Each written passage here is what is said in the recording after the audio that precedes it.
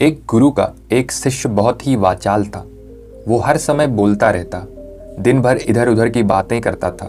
भिक्षाटन के लिए जाता तो हर घर से एक नई कहानी लेकर आता और आश्रम के दूसरे शिष्यों को सुनाता। एक शिष्य की दूसरे से बुराई करता, चुगली करता और दूसरों के सामने अच्छा बनने का प्रयास करता। खुद के मुंह से ही खुद की तारीफ करता रहता और हमेशा ही खुद को गुरु के सामने बुद्धिमान और उत्तम शिष्य साबित करने का प्रयास करता। वह खुद को सभी शिष्यों से अलग और श्रेष्ठ मानता था। उसका कहना था कि मैं एक अमीर घर का लड़का हूँ और मैं चाहता तो एक आरामदायक और सुविधाओं से भरा जीवन जी सकता था, लेकिन मैं वो सब छोड़कर यहाँ आ गया क्योंकि मुझे सत्य की खोज करनी है, खुद को जानना है, जीवन को जानना है। इसीलिए मेरा त्याग तुम सबसे बड़ा है। एक दिन गुरु ने आश्रम के सभी शिष्यों को बुलाकर कहा, आप सभी को अगले 1 माह के लिए कोई ना कोई संकल्प लेना है। इससे आपकी संकल्प शक्ति मजबूत होगी और आप में आत्मशक्ति का संचार होगा। आप सभी अपनी अपनी सामर्थ्य के अनुसार कोई सा भी संकल्प ले सकते हैं और 1 माह से पूर्व आप में से जिस जिसका भी संकल्प टूटता जाए वो अपनी पुरानी दिनचर्या में वापस आते जाएं। सभी शिष्यों ने अपनी शक्ति के अनुसार छोटे बड़े संकल्प लिए और गुरु को अपने अपने संकल्प के बारे में बताकर वहां से चले गए। लेकिन वो बातूनी शिष्य खुद को सबसे अलग और बड़ा दिखाना चाहता था। इसीलिए वो सीधे गुरु की कुटिया में पहुंच गया और बोला, मैं कोई छोटा मोटा संकल्प नहीं लेना चाहता, बल्कि खुद की ही भांति एक बड़ा और महान संकल्प लेना चाहता हूँ। कृपया आप ही बताएं क्या संकल्प लेना चाहिए मुझे। उस बातूनी शिष्य की यह बात सुनकर गुरु मुस्कुराए और बोले, क्या तुम मेरे द्वारा दिए गए संकल्प को पूरा कर पाओगे? क्या तुम्हारे लिए उसे पूरा करना संभव होगा? नहीं, वो तुम्हारे लिए संभव नहीं है। तुम उसे पूरा नहीं कर पाओगे, इसीलिए तुम खुद ही संकल्प ढूंढो। शिष्य ने कहा, नहीं गुरुदेव, आप जो भी संकल्प मुझे देंगे मैं जरूर उसे पूरा करूंगा, आप बताइए तो सही। गुरु ने कहा, ठीक है, तुम अगले 1 माह तक चुप रहोगे, मुंह से एक भी शब्द नहीं निकालोगे, यही तुम्हारा संकल्प है। शिष्य ने कहा, गुरुदेव, यह भी कोई संकल्प है? यह तो बहुत ही आसान है। 1 माह तक चुप ही तो रहना है। कोई बड़ा संकल्प दीजिए जो मेरी योग्यता के लायक हो, जिसे पूरा करने में मुझे समस्या हो। गुरु ने कहा, पहले तुम इस संकल्प को पूरा करके दिखाओ। शिष्य ने गुरु की बात मान ली। वह उसी समय चुप हो गया और पलटकर कुटिया से बाहर चला गया। उसे चुप रहना बहुत आसान लग रहा था। उसने एक दिन तो जैसे तैसे चुप रहकर काट लिया, लेकिन दूसरे दिन से उसके मन में ना बोलने का बोझ बढ़ने लगा। तीसरे दिन उसे भारीपन महसूस होने लगा और चौथे दिन उसके अंदर एक अजीब सी बेचैनी होने लगी, क्योंकि आसपास आश्रम के सभी शिष्य एक दूसरे से बात कर रहे थे। वो भी अपना पक्ष उनके सामने रखना चाहता था, उनकी बोलती बंद कर देना चाहता था, लेकिन उसका संकल्प उसके आड़े आ रहा था। इसीलिए वो पूरे दिन सिर्फ मुंह और आंखें बनाता रहता। इसी तरीके से कुछ दिन और बीते और वो शिष्य बीमार पड़ गया। उसका सिर फटा जा रहा था, उसका खाने पीने तक का मन नहीं कर रहा था, वह सिर्फ बोलना चाहता था। वह गुरु के पास गया और उनके सामने बैठकर लिखकर उन्हें बताया, गुरुदेव, मैं बोलना चाहता हूँ, बिना बोले मुझे सांस नहीं आ रही है, मेरा दम घुटता जा रहा है, मैं अंदर ही अंदर पागल हुआ जा रहा हूँ, मैं क्या करूँ? संकल्प तोड़ दूं क्या? यह पढ़कर गुरु मुस्कुराए और बोले, संकल्प तो तोड़ने के लिए ही होते हैं, लेकिन जो अपने संकल्प को पूरा कर लेता है वही अपनी आंतरिक शक्ति को बढ़ा पाता है, और जो अपनी आंतरिक शक्ति को बढ़ा लेता है वह समझ और जागृति की राह पर आगे बढ़ जाता है। संकल्प का लेना भी तुम्हारे ही हाथ में था और इसे तोड़ना भी तुम्हारे ही हाथ में है। तुम्हारे बहुत से गुरु भाई अपने संकल्प को तोड़कर अपनी पुरानी दिनचर्या पर वापस जा चुके हैं। अगर तुमसे ये नहीं हो पा रहा है तो तुम भी संकल्प तोड़कर अपनी पुरानी दिनचर्या पर वापस जा सकते हो। लेकिन याद रहे, अगर आज तुम इस छोटे से संकल्प को नहीं संभाल पा रहे तो तुम अपनी बाकी की पूरी जिंदगी को कैसे संभाल सकोगे? मुझे इस पर शक है। बाकी फैसला पूरी तरह से तुम्हारे हाथों में है। गुरु की यह बात शिष्य के दिल में चोट कर गई। वह बिना कुछ बोले वहां से वापस चला गया और खुद को अपनी कुटिया में बंद कर लिया। वह केवल अपने जरूरी कामों के लिए ही कुटिया से बाहर निकलता, बाकी सारे समय कुटिया के अंदर ही बैठा रहता। 15 दिन बीत चुके थे और आश्रम के लगभग सभी शिष्यों का संकल्प अब टूट चुका था। लेकिन उस वाचाल शिष्य का संकल्प अभी भी जारी था। संकल्प लेने के बाद से अब तक उसने एक शब्द भी ना बोला था। सारा आश्रम हैरान था कि इतना बोलने वाला इंसान चुप कैसे हो गया। 15 दिन बीतने के बाद वह दोबारा अपने गुरु के पास गया और लिखकर बताया, हे गुरुदेव, मैं बाहर से तो चुप हूँ, लेकिन मेरे भीतर बहुत सी आवाज़ें हैं, बहुत सी चीख पुकार और शिकायतें हैं। मैं अंदर ही अंदर बात करता रहता हूँ। मेरा मन तरह तरह के प्रश्न पूछता रहता है।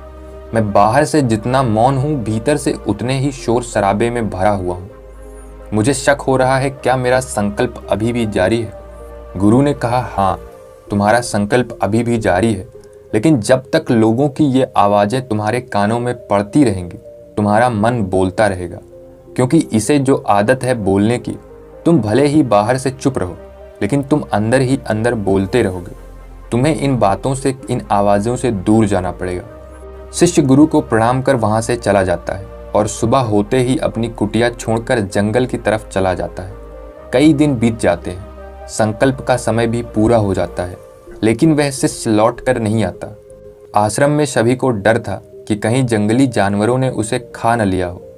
इस बीच उसे ढूंढने की बहुत कोशिश की गई, लेकिन वह कहीं नहीं मिला। सभी गुरु भाइयों ने मान लिया था कि जंगली जानवरों ने उसे अपना शिकार बना लिया है, लेकिन गुरु को ऐसा नहीं लगता था। एक दिन आश्रम का एक शिष्य गुरु के पास आया और बोला, गुरुदेव, उस वाचाल शिष्य के साथ क्या हुआ होगा? क्या जानवरों ने उसे मार दिया होगा? गुरु ने कहा, हो सकता है कि जानवरों ने उसे अपना शिकार बना लिया हो, लेकिन उसके ना लौटने की एक दूसरी वजह भी हो सकती है। शायद उसे वो मिल गया हो जिसके लिए वह गया था। शिष्य ने पूछा, गुरुदेव, क्या ज़्यादा बोलना इतना हानिकारक होता है? गुरु ने कहा, इंसान के जीवन के बहुत सारे दुखों में से एक दुख यह भी है कि वो कभी चुप नहीं रह सकता, हमेशा कुछ ना कुछ बोलता ही रहता है। सिर्फ हमारे बोलने के कारण हमारे आधे से ज़्यादा दुख पैदा होते हैं। परिवार के अधिकतर झगड़ों की वजह हमारा बेमतलब बोलना ही होता है। हम में से कोई भी चुप नहीं रहना चाहता। हम बस सामने वाले को सुना देना चाहते हैं। जो भी हमारे मन में है सब निकाल कर उसके मन में बैठा देना चाहते हैं। उसे समझा देना चाहते हैं कि देख, तू गलत है और मैं सही। आखिर यह कहाँ तक उचित है, क्योंकि दूसरा भी तो यही कर रहा है। और इस तरीके से सब एक दूसरे की सड़ी गली बातों को ग्रहण कर रहे हैं। फिर समय के साथ उन्हीं बातों की परतों को उधेड़ते रहते हैं और एक दूसरे को सुनाते रहते हैं। इस तरीके से सुनने और सुनाने का यह काम जिंदगी भर चलता रहता है। लेकिन इस नासमझी में हम खो देते हैं अपना समय, अपना जीवन, अपनी समझ और सबसे महत्वपूर्ण वो कीमती पल जो जिए जा सकते थे, जिनको अनुभव किया जा सकता था, जिनमें आनंद को प्राप्त किया जा सकता था। लेकिन इसके बदले हमें मिलता क्या है? कुछ नहीं, सब व्यर्थ और बर्बाद हो जाता है। इस पागलपन में हमने क्या खो दिया है, इसका एहसास केवल कुछ ही लोगों को हो पाता है। बाकी लोग जैसे उन्हें अपने आने का पता नहीं, वैसे ही उन्हें अपने जाने का भी पता नहीं चलता है। शिष्य ने कहा, तो फिर इसका समाधान क्या है? गुरु ने कहा, पूरी जागरूकता के साथ अपने विचारों को देखना, यही एकमात्र तरीका है सारी मानसिक समस्याओं का। दोस्तों, वर्तमान में रहकर पूरी जागरूकता के साथ अपना काम करना जिंदगी में चमत्कारिक बदलाव ला देता है। उस वाचाल शिष्य को आश्रम छोड़कर गए हुए 3 महीने का समय बीत चुका था, लेकिन उसकी कोई खबर ना थी। अब तक तो सभी गुरु भाइयों ने भी उसके वापस लौटने की उम्मीद छोड़ दी थी, लेकिन एक दिन वो आश्रम लौट आता है। उसे देखकर सभी को आश्चर्य और खुशी का ठिकाना न रहा। लेकिन अब वो नहीं था जो यहाँ से गया था, वो कुछ और ही बनकर वापस आया था। उसके अंदर एक गजब का बदलाव महसूस किया जा सकता था। उसके चेहरे पर एक गजब का ठहराव और आंखों में बड़ी शांति थी। आश्रम में आते ही सभी गुरु भाइयों ने उसे चारों तरफ से घेर लिया और बातें करने लग गए। वह भी अपने गुरु भाइयों से बातें करने लगा। उससे बात करने वाले सभी शिष्यों ने यह अनुभव किया कि अब वो पहले जैसा उतावला और बातूनी नहीं रह गया था। उसके मुंह से एक एक शब्द बहुत ही सुलझे हुए और मधुरता के साथ निकल रहे थे। थोड़ी देर तक गुरु भाइयों से बात करने के बाद वह सीधा गुरु की तरफ चला गया। उसने गुरु के चरण छुए और कहा, गुरुदेव, क्या मैं अब भी मौन हूँ? क्या अब भी मेरा संकल्प जारी है? गुरु ने कुछ देर तक उसकी आंखों में बड़े ध्यान से देखा और कहा, हाँ, तुम अब भी मौन हो। तुम्हारे मन से एक भी शब्द निकल नहीं रहा है और तुम्हारा संकल्प अभी भी जारी है। शिष्य ने कहा, गुरुदेव, जब मैं आश्रम से गया तो मैं मुंह से तो चुप था, लेकिन मेरे अंदर बहुत सी आवाज़ें थी, मन में बहुत से प्रश्न थे और वो बंद नहीं हो रहे थे। तो मैं जंगल में और गहरा चला गया। मेरे भीतर की और पुरानी से पुरानी आवाज़ मुझे सुनाई देने लगी। तब जाकर मैंने महसूस किया कि मैं कितना गलत कर रहा था। जब मैं अपने परिवार वालों, दोस्तों और गुरु भाइयों को बुरा भला कहता था तो उस समय मुझे लगता था कि मैं सही कर रहा हूँ। जब मैं गुरु भाइयों की एक दूसरे से चुगली करता और उनका मजाक बनाता तब भी मुझे यही लगता था कि मैं उनसे बेहतर हूँ और मैं सही कर रहा हूँ। लेकिन उस दिन मैंने पहली बार महसूस किया कि मैं कितना गलत बोलता था। काफ़ी दिनों तक यह आवाज़ें, यह शिकायतें मेरे अंदर चलती रही, लेकिन धीरे धीरे करके एक दिन यह सारी आवाज़ें मेरे अंदर से समाप्त हो गई। अब मैं भीतर से भी मौन हो गया। उस घने जंगल में बाहर से कोई बोलने वाला था ही नहीं और भीतर कोई आवाज़ शेष न बची थी। मैं उस दिन पहली बार मौन का सही अर्थ समझा। मेरे चारों तरफ बहुत शांति थी। हालांकि अभी भी कुछ आवाज़ें आ रही थी जो पहले भी आती थी, लेकिन मैं उन्हें सुन नहीं पाता था।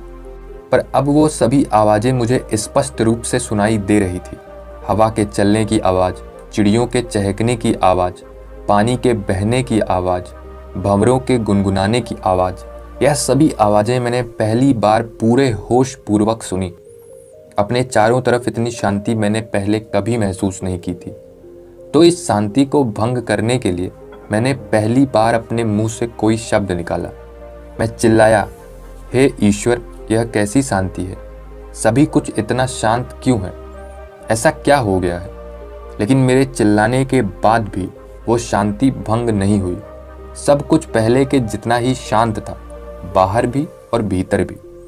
हे गुरुदेव, मैंने अपने गुरु भाइयों से बात की, मैंने आपसे बात की कि मैं बोल रहा हूँ, मैं चल रहा हूँ, मैं सब कुछ देख रहा हूँ, लेकिन मैं अपने भीतर एकदम एकांत में हूँ, मौन में हूँ।